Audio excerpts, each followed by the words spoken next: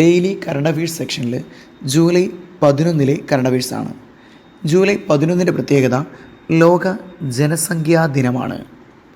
ഉൽക്കാവർഷം പ്രവചിക്കാനുള്ള ആധുനിക സിദ്ധാന്തം രൂപപ്പെടുത്തിയ Malayali ജ്യോതിശാസ്ത്രജ്ഞനാണ് Ashwin Shekhar.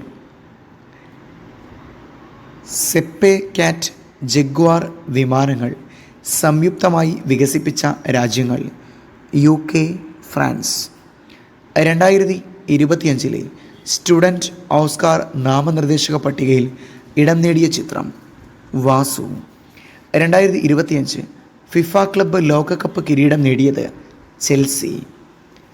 Erasmus plus programme ഏത് സംഘടനയുടെ സംരംഭമാണ്? European union.